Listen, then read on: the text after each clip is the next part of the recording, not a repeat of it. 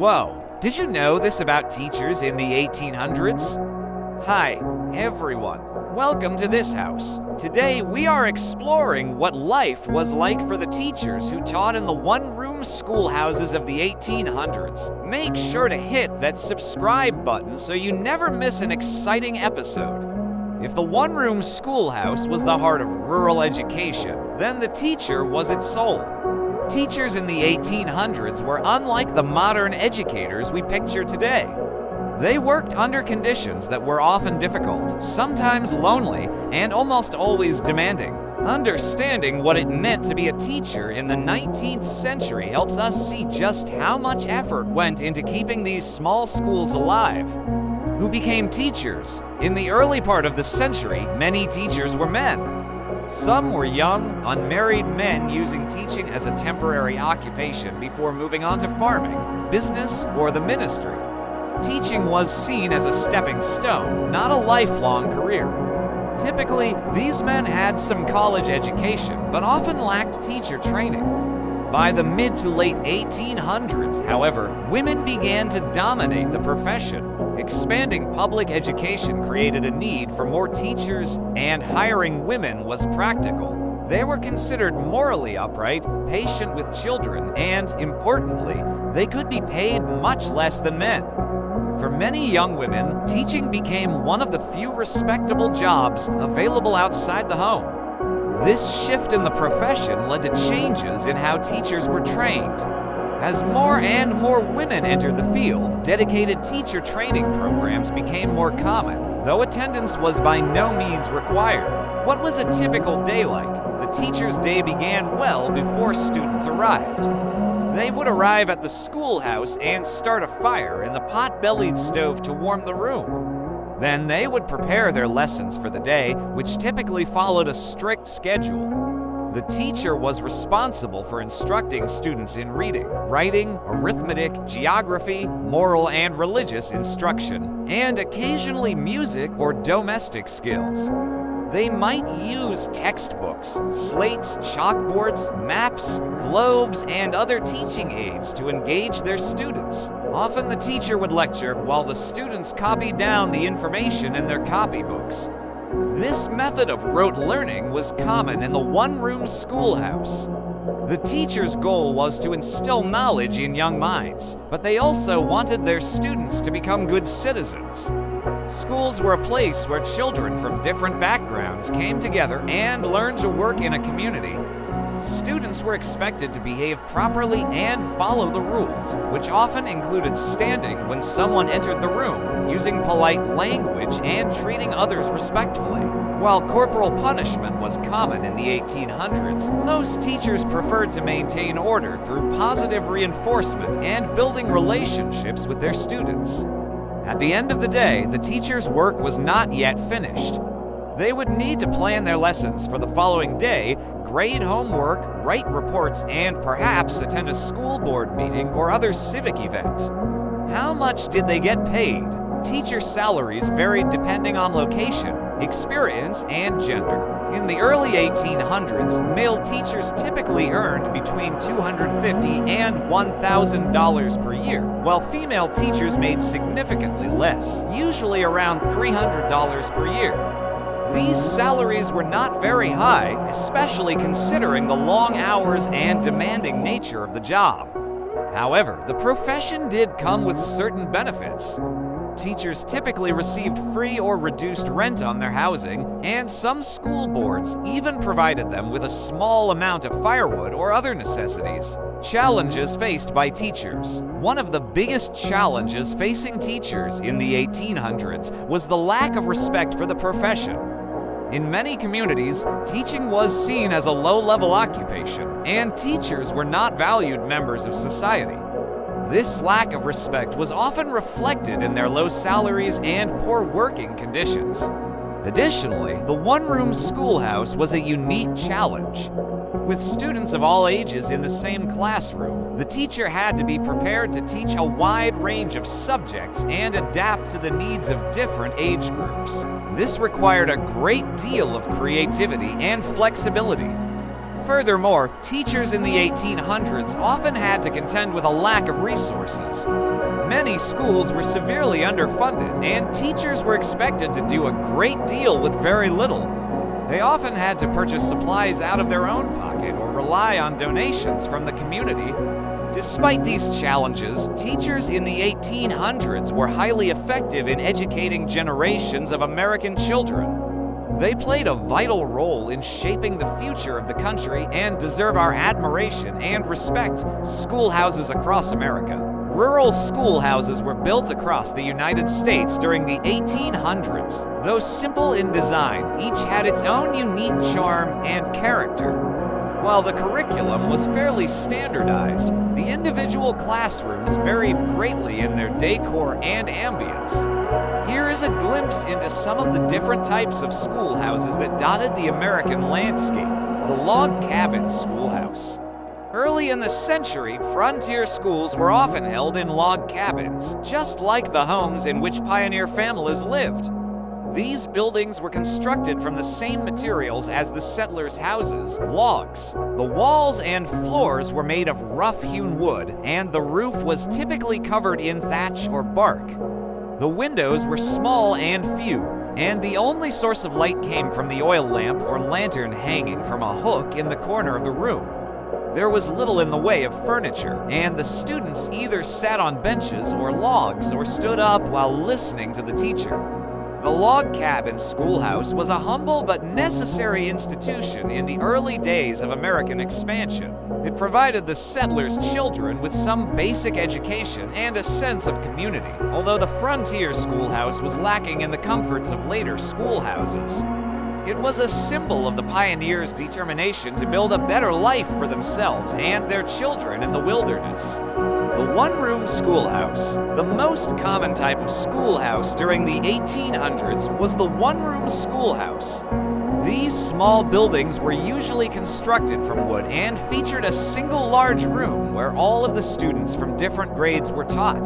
The walls were often decorated with maps, charts, and student artwork, and the school bell hung in the corner. Benches and desks were arranged in rows, and the teacher's desk was typically located near the front of the room. The one-room schoolhouse was a microcosm of the larger community. It brought together children from different backgrounds and gave them a sense of shared identity. It was also a place where the values and traditions of the community were passed down to the next generation.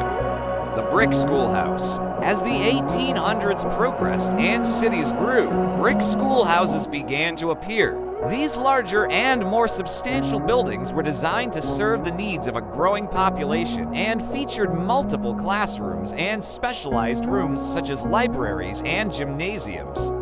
The brick schoolhouse was a symbol of the increasing importance placed on education and the belief that schools should be a central feature of the community. The red brick schoolhouse was a particularly iconic image of American education in the late 1800s. Transportation to school. Getting to school in the 1800s could be quite an adventure, especially if you lived far from the schoolhouse. Children often had to walk several miles to get to school, and they might have to cross rivers, climb hills, or walk along muddy roads.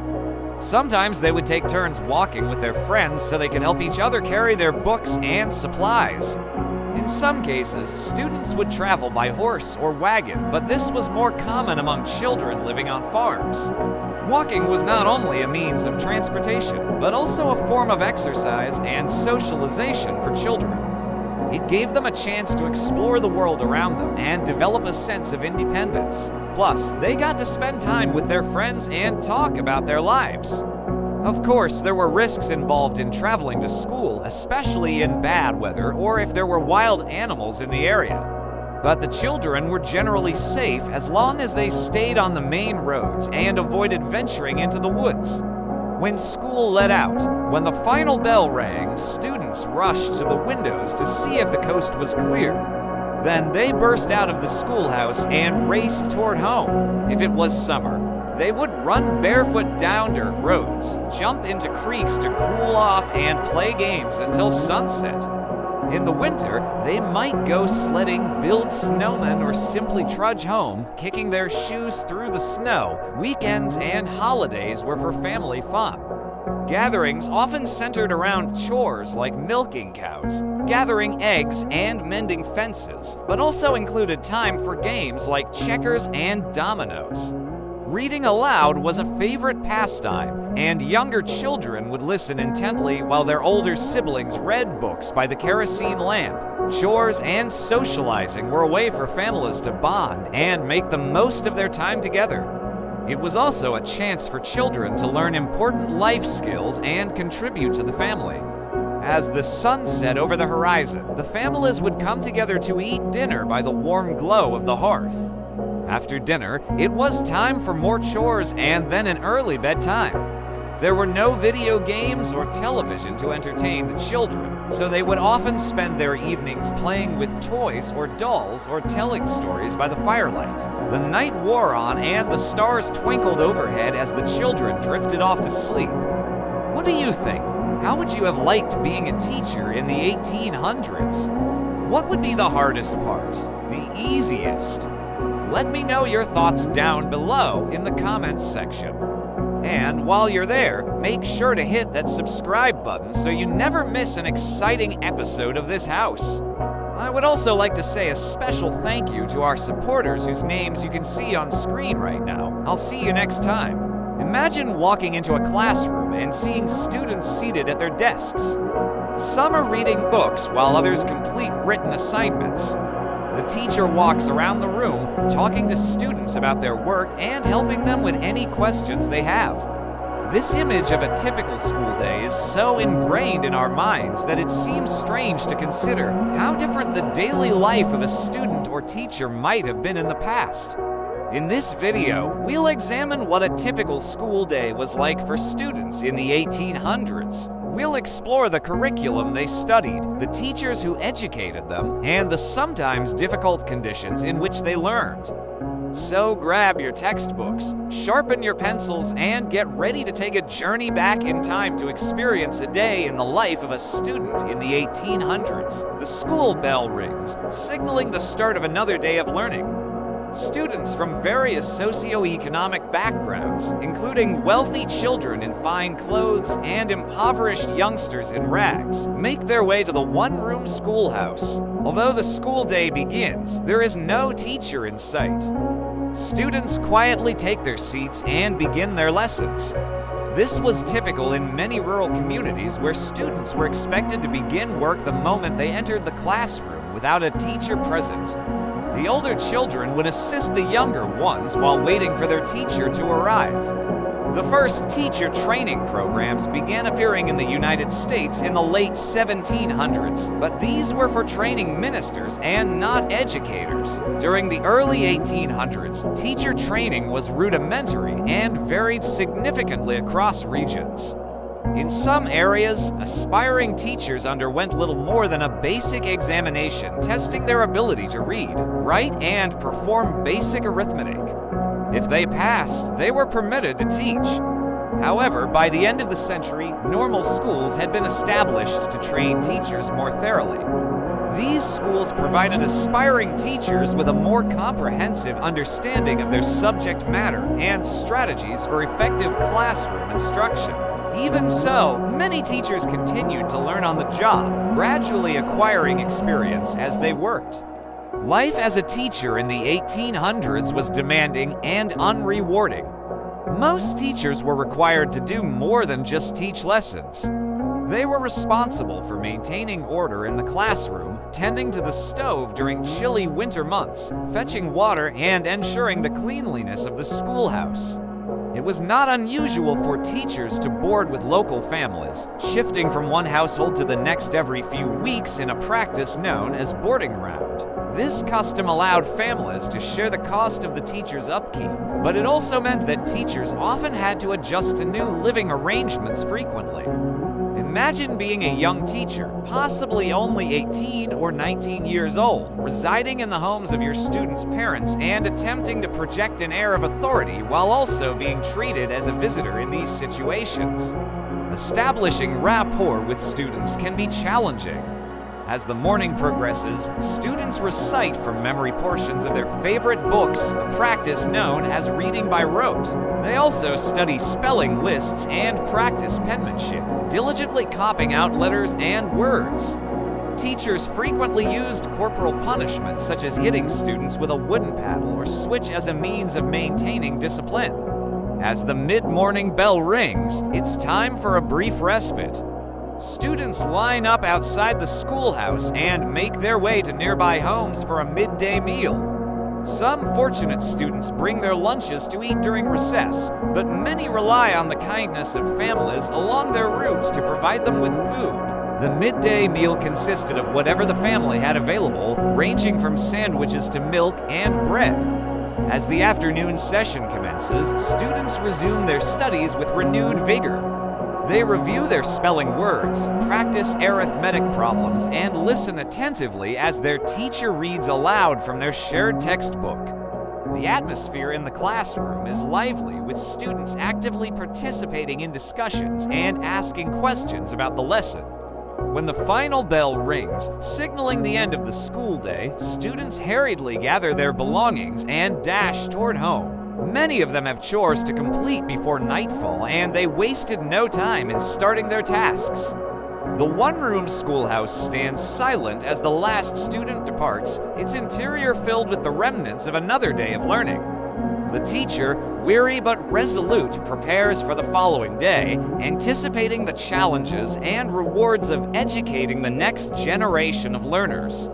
School attendance in the 1800s was inconsistent and varied based on a variety of elements, including geographical location, family obligations, and child labor laws. In more rural areas, children often had to walk several miles to reach the nearest school, making attendance challenging. Moreover, many families relied on their children to assist with household chores and farm work, which frequently took priority over formal education. By the end of the century, however, with the passage of compulsory education laws in most states, attendance rates improved. Nonetheless, disparities persisted between urban and rural populations, as well as among different socioeconomic classes.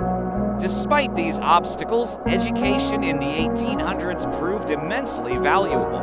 Literacy rates increased substantially, and schools became focal points for local communities. A common misconception about schools in the 1800s is that they were universally devoid of resources and supplies. While this may have been true in some instances, especially in impoverished rural communities, many schools, particularly in urban areas, were well equipped for the time period. Textbooks, maps, globes, and even some technological aids were frequently accessible to students. Furthermore, schools frequently organized cultural events and performances demonstrating the value placed on education by both students and parents. If you've watched until now, thank you very much. We really appreciate it. And if you want to keep watching, we have prepared an additional bonus for you. After the midday meal, students return to the schoolhouse, eager to continue their studies. As the afternoon session commences, they settle into their desks and await their teacher's arrival. When the teacher enters the classroom, students fall silent and prepare for instruction. The teacher, a well-educated individual, typically with a bachelor's degree, begins the lesson by reciting a passage from the King James Bible. After the religious reading, students launch into their morning work, which consists of reciting their multiplication tables and reviewing spelling words.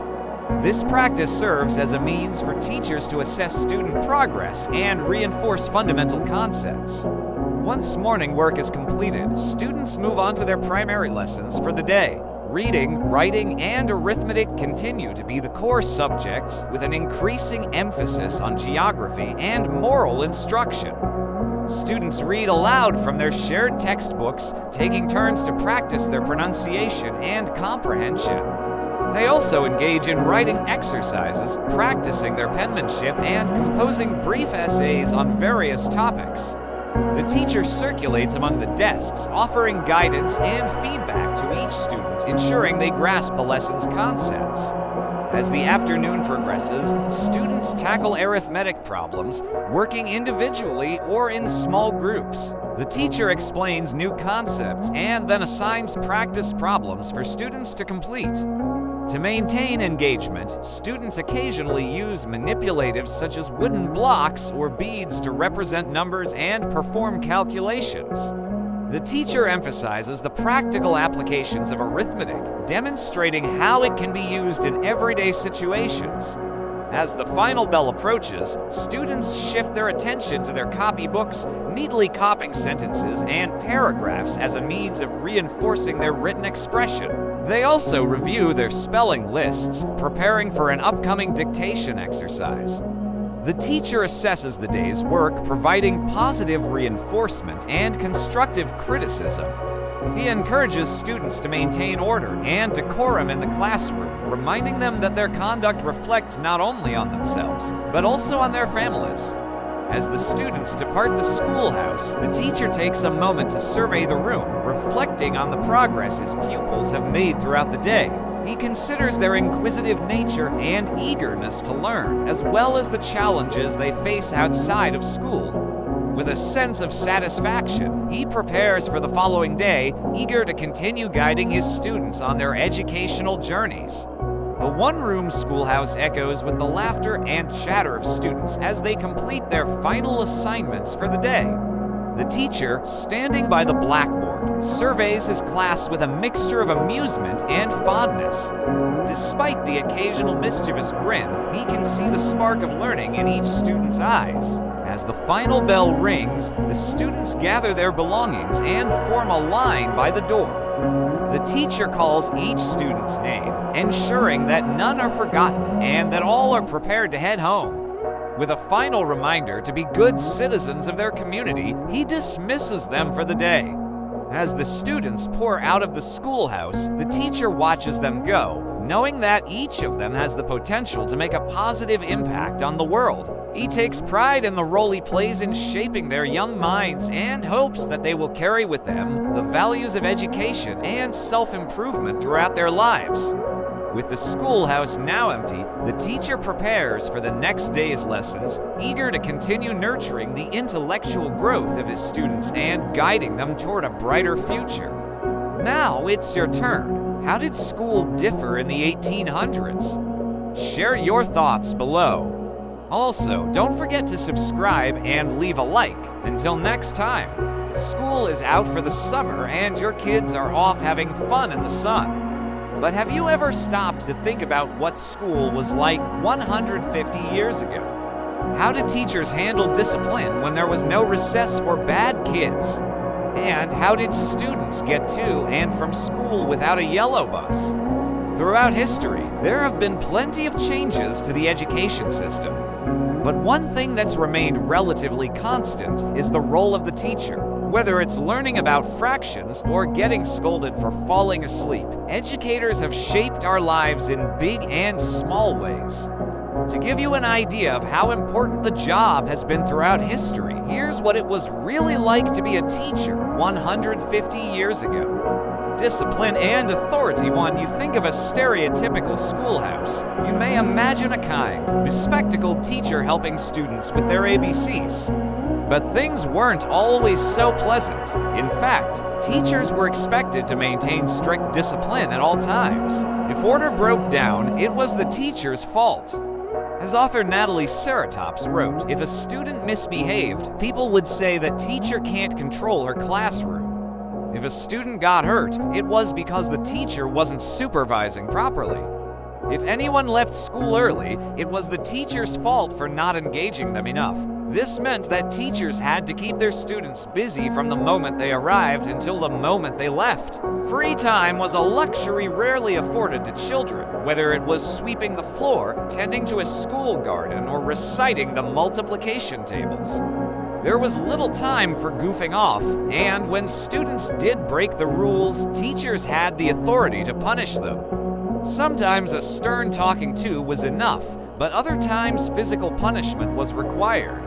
The hickory switch was a common tool of discipline, though some schools banned them for being too harsh. Other times a simple ruler was used, but perhaps the most common punishment was making a child stand in the corner or by the door for long periods of time. Even though these punishments sound harsh by today's standards, they were widely accepted at the time. Many believed that corporal punishment was necessary to build character and instill values.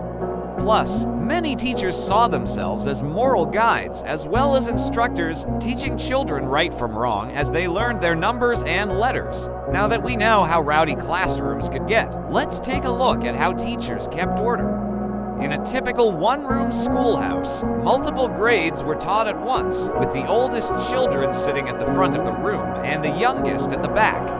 This made it harder for students to misbehave since they were constantly being watched by their peers. Plus, older students were often given responsibilities to help keep everyone in line. Some were tasked with keeping younger students on track, while others were asked to prepare materials for lessons. Though it sounds like a lot to handle, this gave older students a sense of pride and ownership over their schoolwork.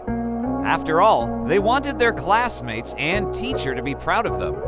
They also wanted to avoid any extra work like cleaning the chalkboard after class. But sometimes it took more than just peer pressure to keep students focused. Many teachers employed innovative methods to keep their pupils engaged, like teaching students to recite poetry, sing songs, or perform science experiments. Author Natalie Seratops recalled, "One of my favorite things about researching one-room schoolhouses is how much creativity teachers employed to make learning happen. They had very little in the way of supplies, so they had to get creative. Challenges of the job while teaching was an important and influential job. It wasn't exactly easy. Not only did teachers need to engage dozens of rowdy kids, but they also dealt with limited resources, uncomfortable conditions, and isolation. When you consider all these challenges, it is hard to wonder why only about 20% of Americans between the ages of 25 and 54 wanted to become teachers in 2019. It didn't help that teaching wasn't exactly well paid. In the early days, teachers received a salary of just a few dollars per month.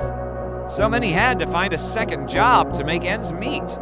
Since the pay was so low, many schoolhouses struggled to attract qualified teachers, especially in rural areas.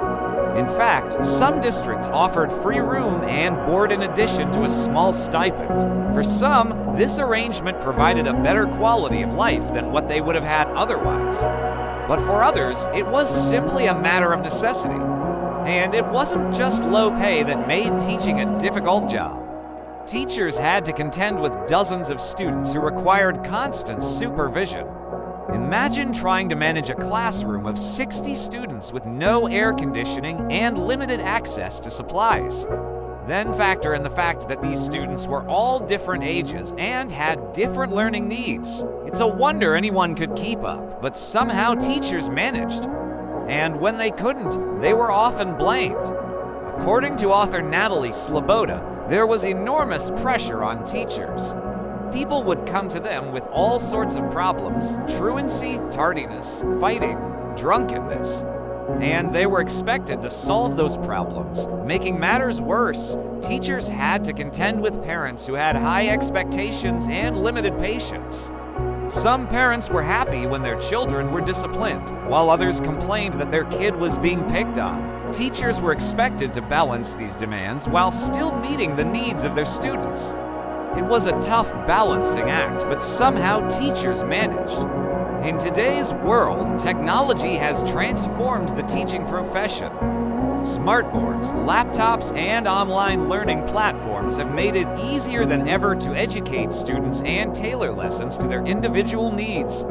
But in the late 1800s, teachers had none of these benefits. In fact, they had very few supplies at all. Textbooks were often shared, and students brought their own slate boards or slates to write on. While this made it harder for students to learn, it also made it harder for teachers to assess their progress. Since there were no standardized tests, teachers had to rely on observation and anecdotal evidence to determine whether or not their students were learning. It was a difficult challenge, but one that teachers met head-on. Many developed innovative ways to teach students and assess their progress, such as through recitations, songs, and experiments. They also formed close relationships with their students, which allowed them to understand their needs and tailor their lessons accordingly. Another challenge that teachers faced was isolation. In many cases, schoolhouses were located in remote areas with few neighbors or towns nearby. This made it difficult for teachers to socialize outside of school, and they often felt lonely and cut off from the rest of the world. During the winter months, when roads were often impassable, this isolation could be especially acute. But despite these challenges, teachers persevered. They found ways to connect with their students and the community, and they made the best of a difficult situation. Life outside the classroom without teaching was challenging. There were some perks to the job. For one, teachers had the opportunity to make a real difference in the lives of their students. They were responsible for shaping young minds and helping them reach their potential. And that was a daunting task, but it was also incredibly rewarding. Teachers also enjoyed a certain amount of autonomy. They were in charge of their own classroom and had the freedom to teach in whatever way they saw fit. This allowed them to be creative and experiment with new teaching methods. Plus, they had the chance to build relationships with their students and get to know them on a personal level. Unlike many other jobs, teaching offered the chance to work with young minds and shape the future generation. Sure, the salary was low and the hours were long, but the opportunity to make a real difference in the lives of their students was incredibly rewarding. So the next time you see a teacher, be sure to thank them for all they do. They have a challenging job, but they also have the opportunity to do something truly special. Now it's your turn. What's the most interesting thing you learned about teachers 150 years ago? Let us know in the comments below, and if you enjoyed this video, be sure to check out our other content. With that, imagine stepping into a classroom. The walls are bare except for a faded map of the United States and a large wooden slate. A lone oil lamp casts shadows as it hangs from a nail above the teacher's desk. On the other side of the room, an old wood stove hisses softly. Outside, the wind whistles through cracks in the window panes. This is a typical one-room schoolhouse from the 1800s, and sitting at the teacher's desk is someone special. Today, we're meeting a teacher from the 1800s. The 1800s were a time of great change in America. The nation was growing larger and more diverse. With all this growth came new opportunities and new challenges.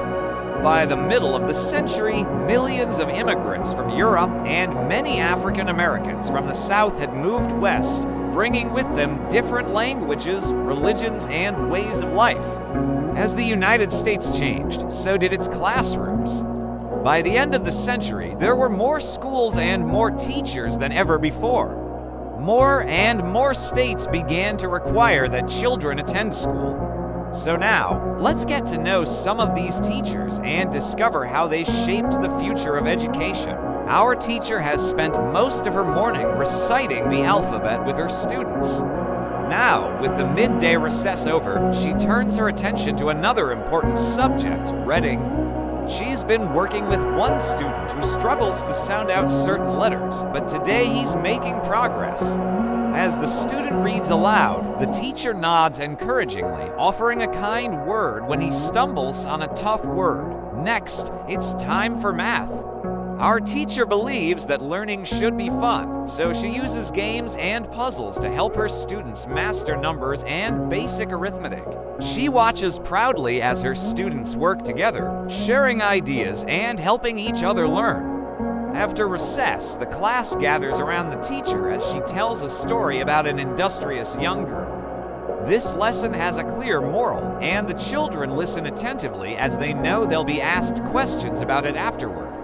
Later, the teacher spends time with a small group of students who need extra help with their writing. She knows that every child can learn if they try hard enough, and she encourages them to practice and improve. When the bell rings, signaling the end of the day, our teacher feels a sense of satisfaction. She knows that she's made a difference in the lives of these children, and she looks forward to seeing them grow and learn in the years to come. But being a teacher wasn't always easy, especially during the 1800s. Imagine you've just arrived at your one-room schoolhouse. You're eager to start teaching, but you quickly realize that the job is more challenging than you expected. The school is small and run down, desks are broken, and there aren't enough books for all the students. To make matters worse, some of the students are rowdy and don't seem interested in learning. Despite these challenges, you know that you have the potential to make a positive impact on these students' lives. You believe in your ability to inspire a love of learning and make a difference in their futures. Every day you step into the classroom, you face new obstacles and setbacks. But you remain committed to your students and dedicated to the profession. Through hard work, creativity, and sheer determination, you help your students succeed and make the school a better place. Now, put yourself in the shoes of a teacher from the 1800s. Life on the frontier was tough. Imagine that you've decided to become a teacher because you believe in the importance of education. You've left your family's farm to take a job at a remote one-room schoolhouse. Your students come from various backgrounds and face many hardships, but you're committed to providing them with a quality education. You've saved up some money to buy school supplies, but you soon realize that it's not enough. Books are expensive, and there isn't much extra money for other supplies. You need to be resourceful and creative to keep your students engaged and learning. Fortunately, you're up for the challenge. You make your own flashcards and other learning aids and find ways to incorporate nature into your lessons.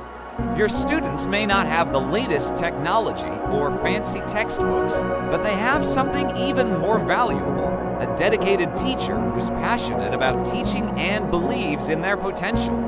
As the year goes on, you face many challenges, from bad weather to illness to the occasional fight between students. But you persevere. You know that you're making a difference in your students' lives, and that makes all the difference. During the 1800s, teachers weren't just responsible for academics, but also for instilling good character in their students. They were expected to be role models for behavior, work ethic, and piety, which meant that their personal lives were often scrutinized by the community. Here are some examples of the expectations placed on teachers during that time. Hard work and discipline. Teachers were expected to be diligent and organized in their work. They needed to plan their lessons carefully and be prepared to deal with any situation that might arise in the classroom. They were also expected to set a good example for their students by showing up on time and being ready to teach. Piety and good behavior. In many communities, teachers were expected to be religious and to model good behavior for their students.